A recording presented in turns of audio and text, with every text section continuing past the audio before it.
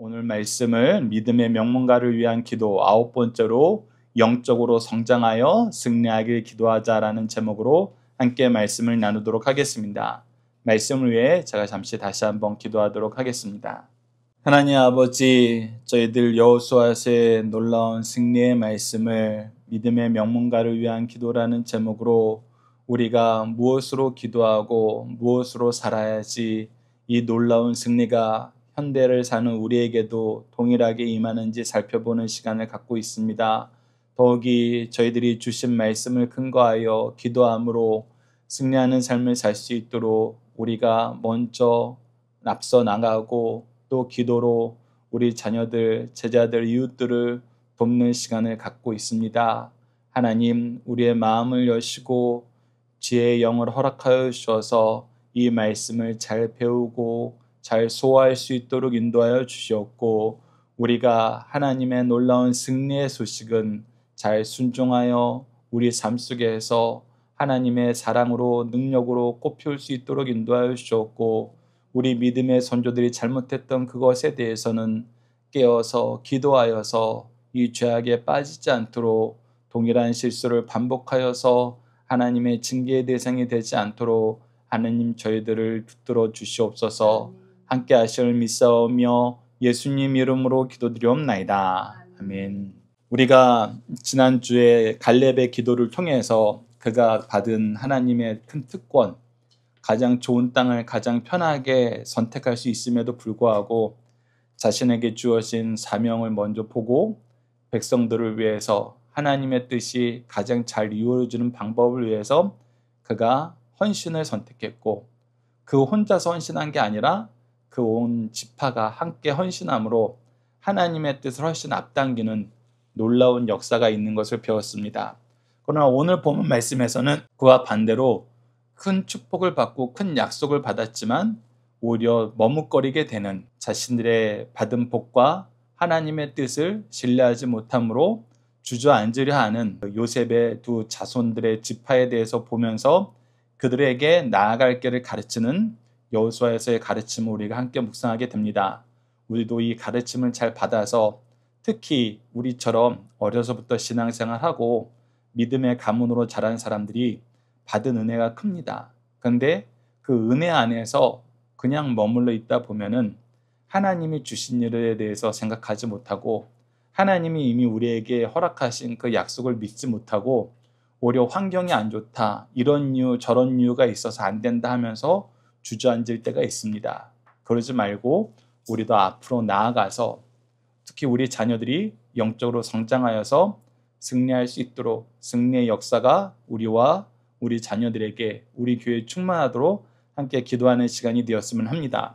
오늘 본문 말씀을 나누면서 우리가 함께 묵상할 내용 먼저 살펴보도록 하겠습니다. 첫 번째는 하나님께서 야곱을 통해서 요셉의 두 아들에게 어떤 복을 약속해 주셨나요? 이 약속은 어떻게 되었습니까? 우선 그 약속을 우리가 창세기 48장 16절과 20절에서 확인하고 오늘 본문 말씀 17장 14절 전반절에서 확인하는 시간을 갖도록 하겠습니다. 두 번째는 이들이 나아가지 못하고 멈춰 더 많이 요구한 이유는 무엇입니까? 바로 여호수아서 17장 14절 후반절에 그 내용이 나오는데, 이것의 영적인 의미를 우리가 고린도전서 3장 1절에서 2절 말씀을 통해서 확인하겠습니다. 세 번째, 이들이 충분히 알고 경험하고도 무엇을 믿지 못했나요? 바로 이 믿음이 연약하여질 때 주저앉게 됩니다. 하나님의 역사가 멈춘 게 아니에요. 하나님의 능력이 작아진 게 아닙니다. 오히려 우리의 믿음이 연약하여진 까닭이에요. 그래서 우리가 어떤 믿음이 있어야 되는가? 계시록 1장 8절과 신명기 20장 1절, 31장 6절, 여호수아서 1장 9절, 마태복음 28장 20절을 통해서 다시 한번 우리 믿음의 가문에 주시는, 믿음의 교회에 주시는 귀한 말씀을 다시 한번 우리 복습하도록 하겠습니다. 네 번째는 이들이 믿지 못하는 이유는 무엇입니까? 여호수아서 17장 16절. 그냥 믿지 못한 거 아니에요. 우리가 세상적으로 보면 다 이유가 있습니다. 나름대로 논리가 있어요. 그런데 그 어려움을 뛰어넘게 하시는 하나님의 은혜의 능력이 있습니다. 그것이 바로 다섯 번째, 여호수아는 이들이 무엇을 주목하여 보고 무엇을 통하여 회복되길 바라나요? 우리가 여호수아서 17장 17절과 18절, 시편 16편 6절 말씀을 통해서 이 내용을 확인하도록 하겠습니다. 오늘 본문 말씀을 저희들 크게 두 단락으로 나눠서 보고자 합니다. 첫 번째 단락은 17장 14절로 약속은 반드시 이루시는 하나님에 대해서 우리가 살펴보도록 하겠습니다. 우선 우리가 오늘 말씀의 배경을 잠시 살펴봐야 됩니다. 그러면 말씀의 배경은 우리가 예전에도 잠깐 나눴지만 하나님께서는 아브라함과 이삭과 야곱에게 가나안 땅을 주시겠다고 약속하시고 야곱에게 드디어 12아들을 주시고 그 12아들에게 12지파를 이루는 큰 은혜를 약속하십니다. 그때 이제 하나님께서는 그 가문의 리더로 요셉을 선택하셔서 요셉에게 꿈을 주십니다. 그러나 형들은 그 요셉을 시기하여 죽이려 했고 몇몇 형들의 말림에 의해서 애굽의 노예로 팔려가게 됩니다. 그러나 이 모든 것은 하나님의 은혜의 역사 안에서 협력하여 선을 이루는 모습을 보여주게 됩니다. 요셉은 그곳에서도 하나님의 뜻을 찾았습니다. 하나님을 신뢰했습니다. 그래서 하나님께서 계획하신 그 은혜 안에서 애굽의 총리가 되는 놀라운 일을 경험하게 됩니다. 그 총리가 되었을 때 요셉은 애굽의 가장 높은 귀족이 됩니다. 말 그대로 1인자 만인치상 가장 높은 가문이 되고 그 애굽의 또 제사장 가문과 결혼을 하여서 두 아들을 낳게 됩니다. 바로 그 두 아들이 에브라임과 므낫세입니다. 근데 사실 므낫세가 첫째고 에브라임이 둘째입니다. 그래서 므낫세와 에브라임을 낳는데 이 나중에 야곱이 애굽으로 이주한 다음에 이 아이들이 그냥 자라면은 애굽의 귀족으로 자랄 것 같아요. 그렇게 되면은 요셉의 자녀들은 하나님께서 약속하신 그 기업을 받지 못하게 됩니다. 그래서 그의 임종이 가까웠을 때 요셉을 부르고 그 요셉의 두 아들 므낫세와 에브라임을 부릅니다. 그리고 그들을 자기 양자로 들여서 너희들은 애굽의 귀족으로 살기보다는 우리 가문의 족속으로 내 자녀로 하나님의 언약을 사모하는 언약 백성으로 살아라 라고 하면서 그들을 자기 양자로 들이면서 축복하는 내용이 바로 창세기 48장 16절과 20절입니다. 제가 읽어드리겠습니다. 나를 모든 환난에서 건지신 여호와의 사자께서 이 아이들에게 복을 주시오며, 여기서 얘기하는 나는 바로 야곱을 얘기합니다. 그 야곱의 평생 동안 모든 환난에서 건져주신 여호와가 이 아이들에게 복을 주시길 바라면서 이들로 내 이름과 내 조상 아브라함과 이삭의 이름으로 칭하게 하시오며, 즉 이들이 애굽의 귀족으로 사는 것이 아니라 나의 가문에서 하나님의 약속의 자손으로 아브라함과 이삭과 야곱에게 주셨던 그 언약을 계승하게 하여 달라고 기도합니다. 그러면서 간절히 바라는 것이 있었는데 그것이 무엇이냐며 이들이 세상에서 번식되게 하기를 원하나이다. 큰 민족을 이루게 하여 주시옵소서라고 기도를 해요. 그리고 20절에서 이 기도의 응답으로 그가 선포하게 됩니다. 그날에 그들에게 축복하여 이르되 이스라엘이 너로 말미암아 축복하기를 하나님이 내게 에브라임 같고 므낫세 같게 하시리라 하여 에브라임을 므낫세보다 앞세웠더라. 이 말씀이 뭐냐면 이 야곱이 먼저 기도한 내용이 이 아이들의 자손들이 많아지길 바랍니다. 특히 어디 안에서? 우리의 언약 가문 안에서 많아지길 바랍니다. 언약을 계승한 자손들이 많아지길 바랍니다 라고 기도했는데 하나님께서 그 기도를 응답하여 주셔서 야곱이 선언한 겁니다. 앞으로 많은 자손을 보게 되는 사람들은 이스라엘 민족 중에 그런 가문이 있고 그런 사람이 있으면은 그들은 이제 어떻게 불리게 될 것이다? 야, 하나님이 에브라임 같이 므낫세 같이 너희 가문을 축복하시는구나. 그래서 하나님이 많은 백성을 갖게 하는 이 충만한 역사가 있는 집은 이제 에브라임의 복을 받았다, 므낫세의 복을 받았다라는 그런 대명사로 쓰이게 만들어 주시겠다는 거예요. 그래서 복의 대표가 되게, 복의 상징이 되게 만들게 해달라고 야곱이 기도했고, 그 기도가 출애굽 사건에서 이스라엘 민족을 계수한 내용이 나오는데 그때 분명하게 드러납니다. 이 두 그룹이 사실은 한 가문에서 나온 거잖아요. 그래서 사실 이 두 그룹을 묶어서 한 지파로 봐도 되는데 이 각각의 지파가 일부 지파보다는 2배 이상의 수를 갖는 어마어마한 숫자로 이들이 복을 받아요. 그래서 그 내용이, 이 하나님의 약속이 성취되었다는 내용이 바로 여호수아서 17장 14절 전반절에 나옵니다. 요셉 자손이 여호수아에게 말하여 이르되 여호와께서 지금까지 내게 복을 주심으로 내가 큰 민족이 되었거늘 하면서 창세기 48장 16절과 20절을 통해서 야곱이 이 두 손자들을 자기 양자로 드리면서 주었던 축복이 성취되었다라고 바로 이 요셉의 자손 므낫세와 에브라임 지파 사람들이 나와서 직접 스스로 고백하는 것입니다. 하나님이 약속대로 우리에게 하나님의 복이 넘치게 되었습니다 라고 얘기하게 된 거예요. 근데 여기에서 하나님이 우리에게 주신 복이 너무 커서 우리 너무 감사합니다 이렇게 이어졌으면 너무나 은혜스러웠을 거예요. 너무나 아름다운 모습이었을 것입니다. 그리고 우리가 지난주에 말했던 이 갈렙의 신앙에 따라서 하나님이 우리에게 이렇게 복을 주시고 약속을 이루어 주시는 걸 보니 하나님이 우리와 함께하고 계시네요. 우리가 하나님의 뜻 안에서 살길 바랍니다. 어떻게 하는 것이 좋습니까? 이렇게 물어보든지 갈렙처럼 우리가 앞으로 이 지역을 담당해서 우리가 열심히 하나님의 뜻을 이루고 하나님의 나라를 이루겠습니다. 이렇게 얘기하면 좋은데 도리어 그들의 숫자가 많은 하나님의 복을 받은 것이 그들이 앞으로 나아가지 못하는 이유가 되고 지금 현재 이 여호수아서를 통해서 이 각 지파에게 기업을 나눠줄 때 불만의 요소가 돼요. 그것이 바로 여호수아서 17장 14절 후반절입니다. 보시다. 당신이 나의 기업을 위하여 한 제비 한 분깃으로만 내게 주심은 어쩌함이니까 하니. 즉 이들의 불만은 무엇이냐면 므낫세와 에브라임 지파가 이제 각각의 지파가 되었어요. 레위 지파는 제사장의 직분을 감당하는 거로 이 12지파에 들어오지 못하고 므낫세와 에브라임 지파가 각각의 지파가 되었고 더군다나 이 므낫세 지파 중에 반수는 이 요당 동편에서 따로 기업을 받았습니다. 그래도 숫자가 많아요. 그래도 다른 지파보다 숫자가 많습니다. 그래서 사실은 더 많은 분깃을 줘야 되는데 아니 다른 지파하고 비슷한 영역만 주는 거예요. 딱 한 번만 제비 뽑게 하는 거예요.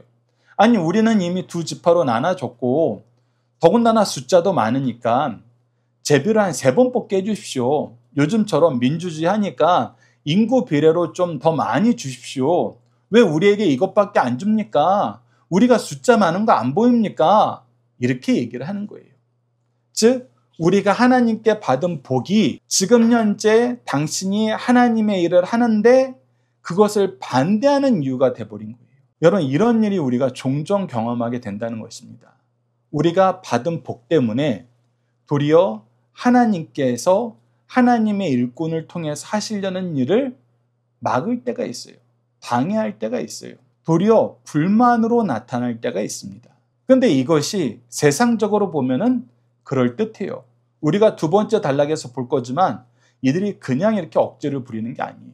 분명히 이유가 있고 그 이유가 세상적으로 보면 타당합니다. 여러분 생각을 해보세요. 우리가 음식을 나눠준다 그랬을 때 그냥 가족 단위로 한 가족당 얼마를 주겠습니다 라고 딱 얘기할 때 어떤 집은 신혼부부여서 아이가 없어요. 달랑 부부만 2만 있어요. 어떤 집은 아이가 1명만 있어요. 근데 어떤 집은 아이가 3, 4명 있어요. 근데 그 집에 동일한 음식을 제공한다면은 당연히 그거 불공평하다 그랬죠. 불공평하다 그럽니다. 그런데 이 내용은 오늘 본문 말씀은 그것과는 조금 상황이 사뭇 달라요. 그 다른 내용은 우리가 2번째 단락에서 보게 되는데 우선 2번째 단락에 넘어가기 전에 우리가 다시 한번 살펴봐야 되는 것이 이들이 지금까지 이 승리의 역사를 경험한 것, 하나님이 그들을 찾아와 주셨고 그들을 불러 구원해 주셨고 그들을 인도하셨고 그들의 필요한 것을 모두 공급하여 주셨고 그들과 앞서 나가서 싸우셨기 때문에 이들에겐 승리가 있었어요. 즉 세상적인 환경에 의해서 그들이 좌지우지 되었던 인생을 살아본 적이 없어요. 특히 가나안 땅 정복 역사에서는 그것이 더 크게 두드러집니다. 그러니 사실 그들은 누구를 바라봐야 됐냐면 하나님을 바라봐야 됐어요. 그들이 처음 고백에서도 하나님이 우리에게 복을 주셔서 라고 얘기하면서 하나님을 인정하는 삶을 살고 있어요. 그런데 그들이 앞으로 일어나는 일을 판단할 때에는 하나님의 일을 하시는 것을 보지 않고 내 개인적인 생각이나 나를 둘러싸온 환경이 나의 생각과 판단에 나의 의지의 기준이 되어버린 거예요. 그러니까 하나님이 함께 하심을 우리가 경험하고 하나님을 내 앞에 모셔야 되는데 하나님은 어느덧 갑자기 사라져버리고 내가 중심이 되어버린 것입니다. 그랬을 때에는 우리가 하나님의 뜻을 따르지 못해요. 그래서 하나님께서 여호수아서 13장 7절에서 얘기했던 것처럼 너는 이 땅을 9지파와 므낫세 반지파에게 나누어 기업이 되게 하라. 이 얘기는 뭐냐면 이제 모세가 리더가 되었고 여호수아가 리더가 되었고 이제 그 다음 리더가 있어야 되는데 그 리더는 특별하게 한 사람을 꼽아서 세우지 말고 이제 어떻게 해라? 각각의 지파에서 그 리더가 나오고 그 각각의 지파에 있는 모든 구성원들이 이제 내가 모세와 함께 했던 것처럼 여호수아 너와 함께 했던 것처럼 그들과 함께 한다는 그 믿음으로 나아갈 수 있도록 네가 그 믿음의 길을 지도해라라고 하고 있는 거예요.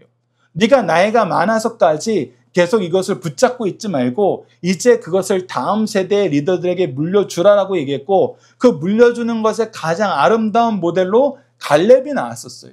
그러니까 이들도 이제 더 이상 여호수아 당신이 다 이겨놓고 당신을 통해서 하나님이 하신 일에 분깃을 내가 받아서 누리고 싶습니다. 이렇게 살지 말고 이제 너희들이 성장하여서 리더가 되어서 이제 그동안 모세를 통해서 보였던 모습대로 여호수아를 통해서 보여준 모습대로 너희들에게도 하나님이 역사하실 걸 믿고 너희들이 리더로 나아가라라고 얘기한 건데 사실 그러지 못한 겁니다. 여전히 우리들은 연약해요. 여전히 우리들은 부족해요. 여호수아 당신이 좀 끝까지 책임져 주면 안 돼요? 이 얘기를 한 거예요. 근데 이것이 어떤 상태느냐?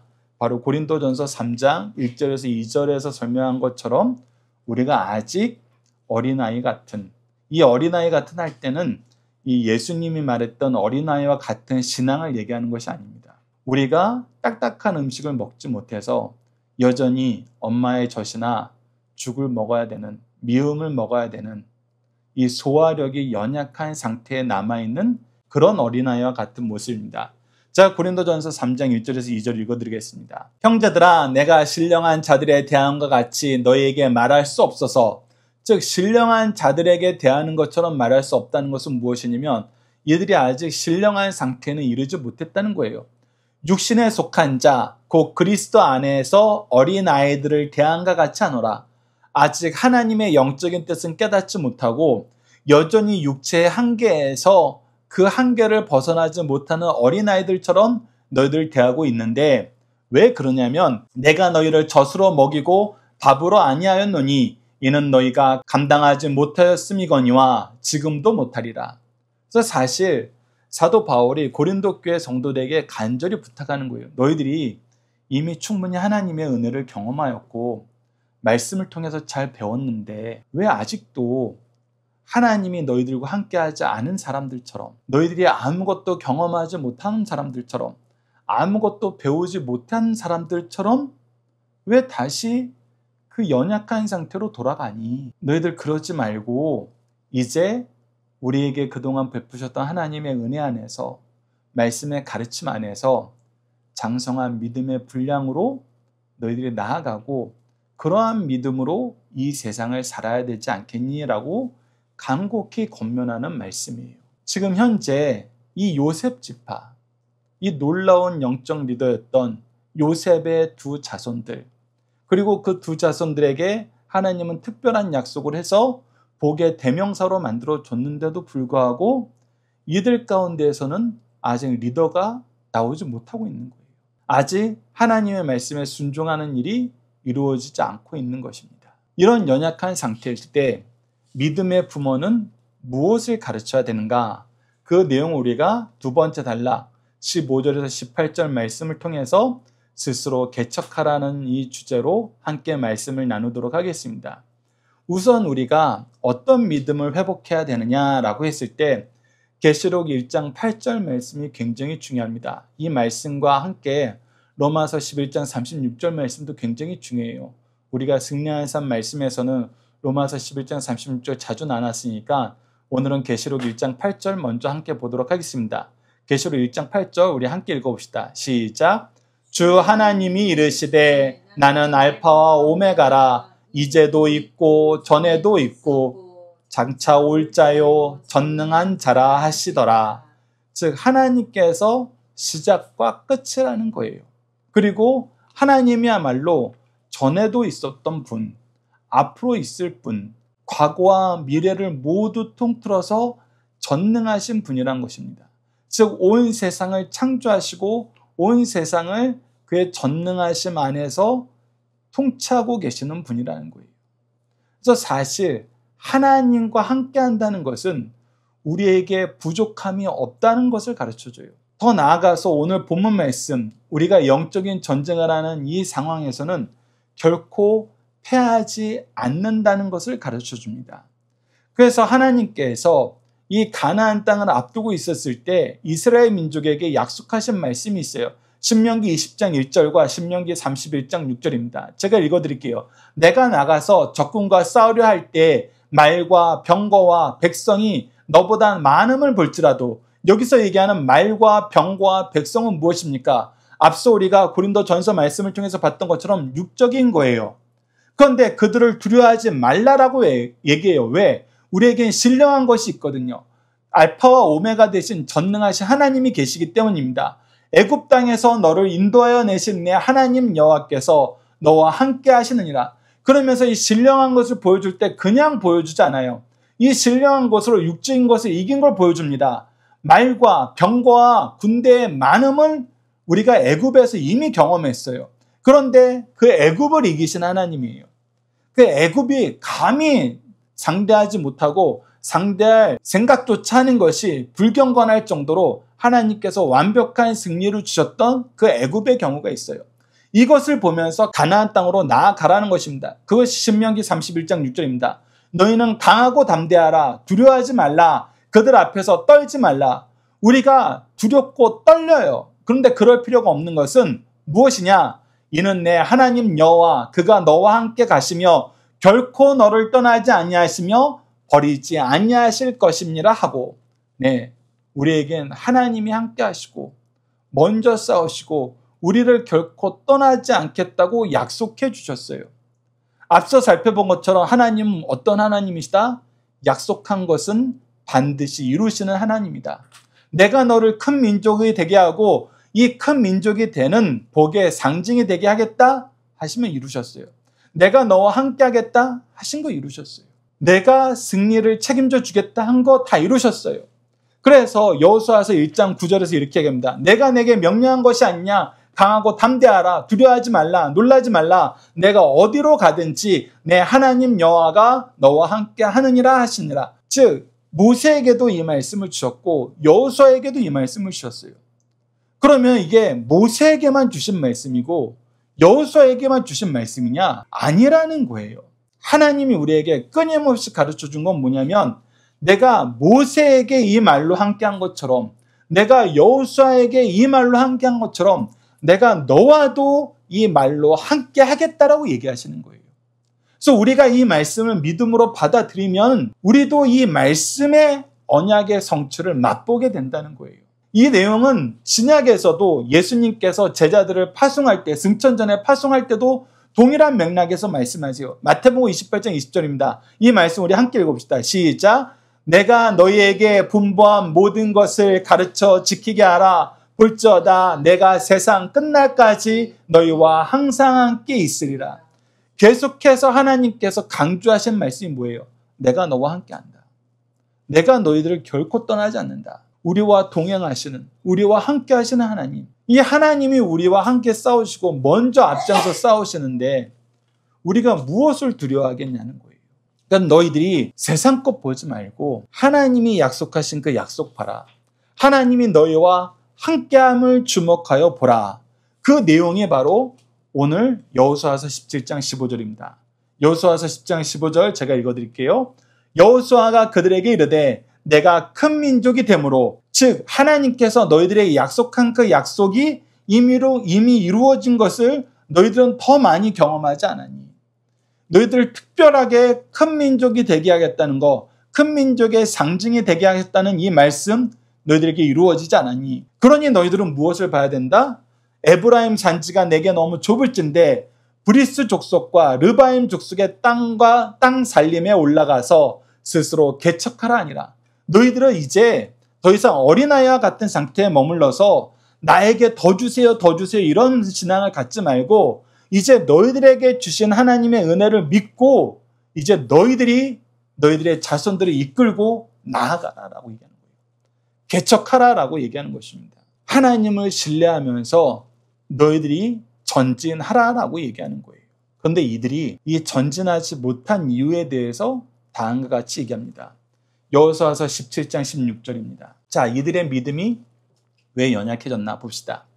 요셉 자손이 이르되 그 산지는 우리에게 넉넉하지도 못하고 우선 우리에게 주었던 그 산지는 우리 두 지파가 머물기에 충분하지 못합니다. 그러면 우리가 어디를 찾아야 되냐면 골짜기 땅에 거주하는 모든 가나안 족속에게는 벳스왕과 그 마을들에 거주하는 자이든지 이스라엘 골짜기에 거주하는 자이든지 다 철병거가 있나이다. 그래서 첫 번째 어려운 점이 바로 골짜기예요. 여러분들 골짜기는 사람들이 진입할 수 있는 곳이 한계가 있어요. 갈 수 있는 공간이 한계가 있습니다. 그래서 사실 어떤 곳이냐면 적은 수로 많은 수를 상대하기에 가장 좋은 지형이 바로 골짜기예요. 그래서 고대 사회에서부터 이 전쟁에 대한 전략을 짤 때 숫자가 작은 나라들이 숫자가 많은 나라들을 어디서 상대하느냐? 대부분이 골짜기예요. 그러니 이들 입장에서 뭐라고 얘기하는 거면 첫 번째, 우리가 가지고 있는 숫자의 이점, 하나님이 우리에게 많은 백성, 많은 민족이 되게 하신 건 맞는데 그 이점이 소용없는 곳이 바로 우리의 전장입니다. 이렇게 얘기하는 거예요. 하나님이 나에게 재능의 은혜는 주셨는데 물질은 안 주셨잖아요. 근데 지금 필요한 건 뭡니까? 물질이잖아요. 그러니까 물질이 없는 우리가 이 일을 감당할 수 없습니다. 라고 얘기하면서 우리가 받은 복이 소용없는데요. 라고 얘기하는 거예요. 그리고 두 번째가 뭐냐면 이들은 다 철병거가 있나이다. 이 숫자의 이점도 세우지 못하면은 이 각각의 개인의 능력으로 우리가 이 일을 돌파해야 되는데 능력 면에서도 안 되는데요. 우리는 철병기가 없잖아요. 이거는 상대가 안 된다는 거예요.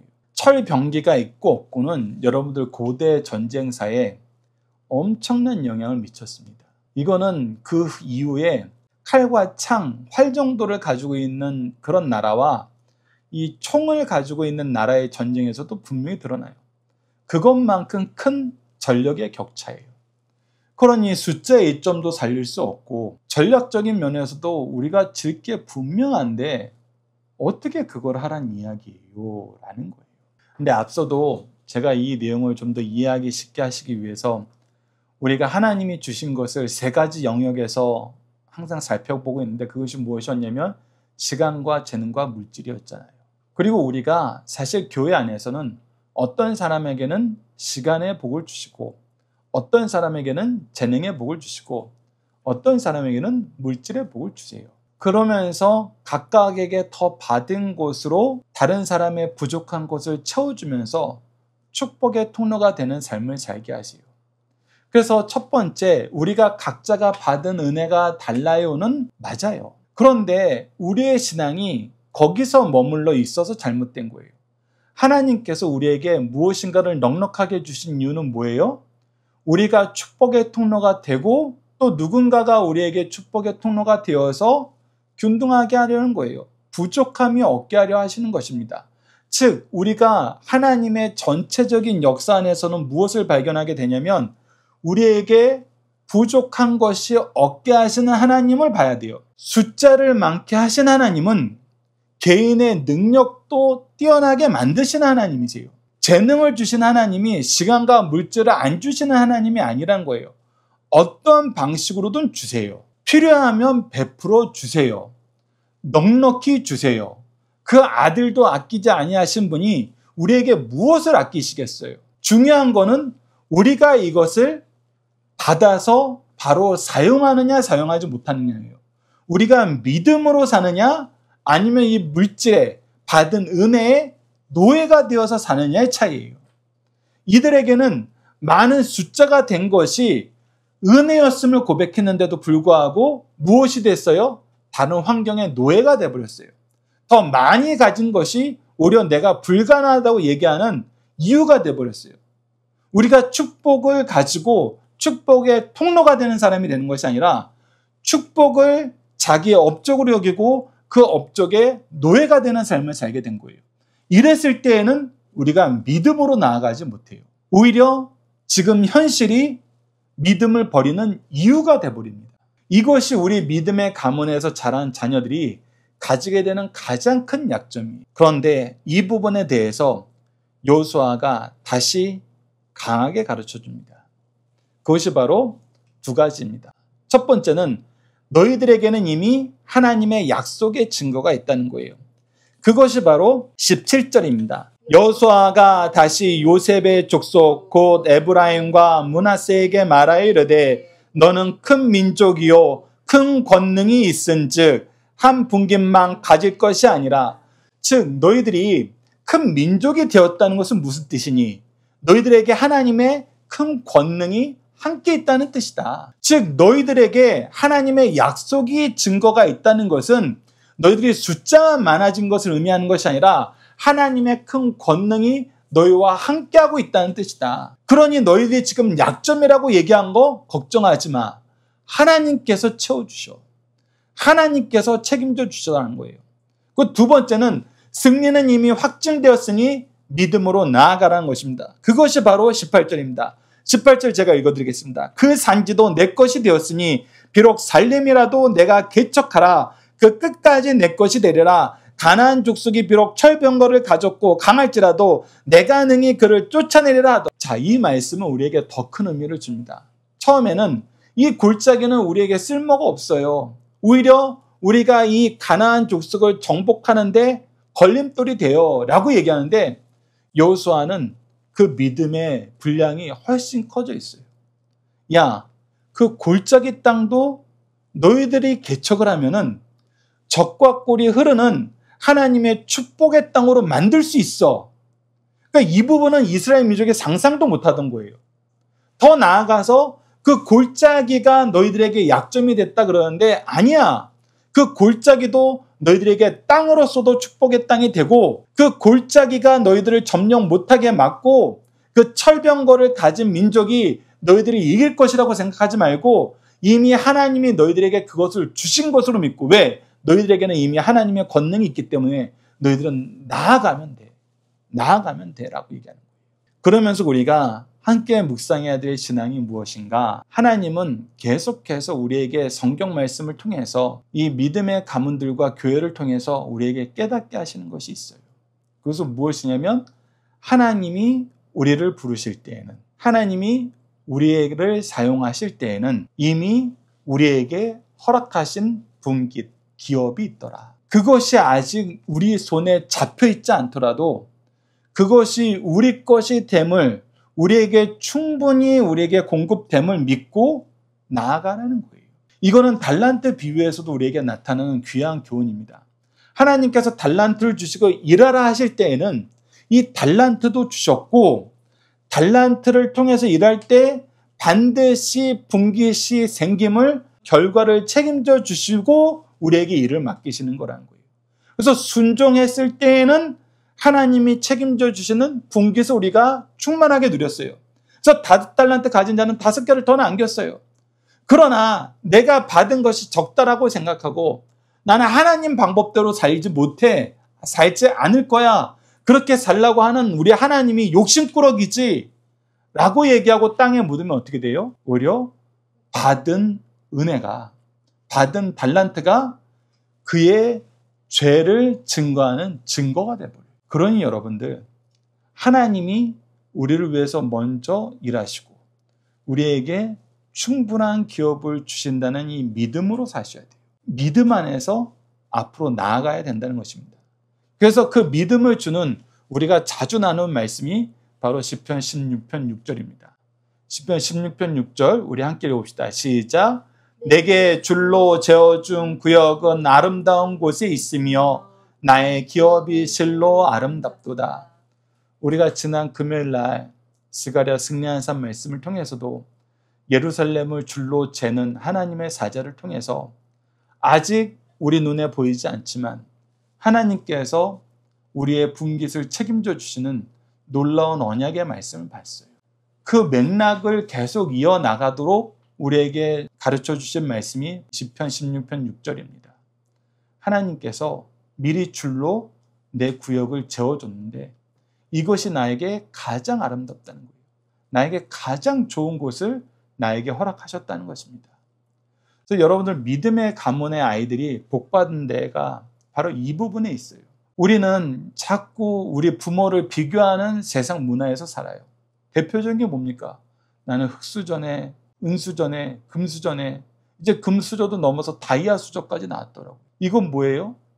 야, 부럽다. 참 부럽네. 쟤네들은 참 좋겠네. 태어났더니 아빠가 누구네. 태어났더니 엄마가 누구네. 여러분, 이거는 하나님의 가문에서는 있을 수 없는 이야기예요. 하나님의 가문에서는 뭐라고 얘기하냐면 나에게 줄로 지어준 구역이 아름다운 것처럼 나에게 허락하신 부모님이 나를 위한 하나님의 준비하심을 믿습니다. 그랬을 때 믿음으로 하나님이 우리에게 주신 분깃에서 아름다운 열매를 맺어요. 그랬을 때 나의 기업이 실로 아름답도다. 이 믿음으로 살았더니 정말 나에게 주신 기업이 너무나 아름답다는 걸 경험하게 되는 거예요. 이거는 믿음의 가문에서도 그러지만 믿음으로 교회에 나오는 사람들에게도 동일한 은혜가 하나님께서 허락되어 줍니다. 우리가 보통 어디가 우리에게 허락하신 교회냐라고 했을 때 우리가 임직하고 세례받은 곳이 바로 우리의 고향교회라고들 얘기를 해요. 그래서 제가 아이들에게 세례교육을 시킬 때 너희들이 이 교회에서 세례받는다는 의미는 이곳이 너희들의 영적인 고향이라는 의미다. 그 영적인 고향인 줄 알고 이곳에서 준비된 담임 목사님이 우리의 영적인 부모님을 인정할 때 우리가 그곳에서 하나님께서 줄로 재어준 구역이 아름다울까? 그 기업이 우리에게 얼마나 풍족한지를 보는 축복의 통로가 된다는 거예요. 근데 우리가 이것을 거절하면은 계속 떠돌아다니는 사람들 살아요. 계속 이 복을 스스로 거절하고 스스로 복을 거절하면서 복을 더 달라고 계속 기도하는 삶을 살아요. 이미 주신 복을 거절하면서 다른 복을 원하는 거예요. 근데 그것은 여러분들 우상 숭배입니다. 하나님이 주신 것을 하나님이 주신 통로를 거절하면서 내가 원하는 신을 섬기겠다는 거예요. 그것은 잘못됐다는 거 여러분들 기억하십시오. 그리고 다시 한번 주목하여 보십시오. 우리가 나아갈 수 있도록 하나님은 우리를 위해서 이미 우리의 분깃을 줄로 재어주셨다. 우리에게는 하나님의 약속의 성취가 있고 그 약속의 성취가 있다는 것은 하나님의 권능이 우리와 함께하고 있다는 것이다. 그래서 우리에게 시간을 주신 하나님이 우리가 하나님의 일을 하는데 필요하면 재능도 주신다. 재능을 주신 하나님이 우리에게 필요하면 물질도 주신다. 그런데 이것을 주실 때는 하나님이 정하신 방법으로 주신다. 때로는 직접 주기도 하지만 우리가 믿음의 동역자를 통해서 그것을 공급받게 하신다. 그러니 우리는 믿고 우리에게 주어진 사명을 수행해 나가는 영적으로 성장하는 자녀들이 되도록 우리 가문이 되도록 우리 교회가 되도록 기도하자. 그랬을 때 자녀들은 그 길로 나아가게 됩니다. 이 내용을 여러분들 기억하시면서 함께 기도하는 시간이 되었으면 합니다. 자녀들과 함께하는 기도 훈련 내용으로 함께 기도하겠습니다. 우리에게 약속을 주시고 약속하신 것을 반드시 이루시는 성실하신 하나님, 믿음의 선조들에게 주신 약속을 우리가 믿음으로 계승할 때 이 약속을 우리에게도 성취해 주심을 감사합니다. 하나님의 약속을 의지하며 살며 믿음으로 전진하며 승리하게 하시는데 때로는 우리의 환경이, 상황이, 실력이 변하였다고 핑계하며 주저앉아 아무것도 하지 않고 더 많은 욕심을 부림을 용서해 주소서. 약속을 믿고 지금까지 인도하신 은혜를 믿고 우리도 영적으로 깨어서 말씀과 기도로 전진하게 하소서. 우리도 두려움을 이기고 개척하여 미리 준비하신 기업을 통해 복을 누리도록 도와주소서. 예수님 이름으로 기도드립니다. 아멘.